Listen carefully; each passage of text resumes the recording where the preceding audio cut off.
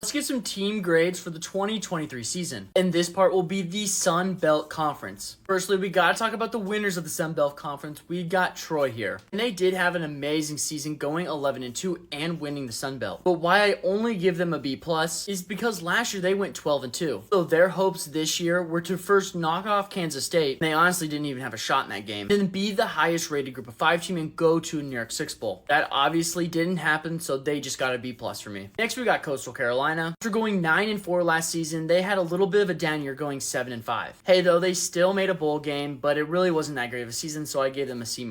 Next, we got Old Dominion, and this was a step up from last year, only having 3 wins last year, and now going to a bowl game with 6 wins. So for that, they get a C+.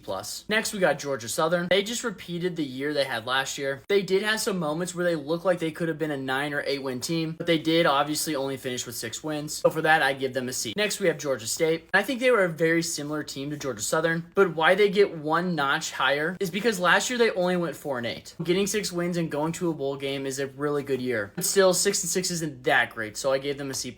Next, we got Marshall, and they had a bit of a down year, going 9-4 last year and this year going 6-6. Still though, when you're a middle of the road group of 5 team, going to a bowl game is a really good season. But for those reasons, I give them a C. Next, we got UL Monroe, and there's no beating around the bush here. They were pretty awful. Going 2-10 and being very lifeless in many games, they deserve a D-.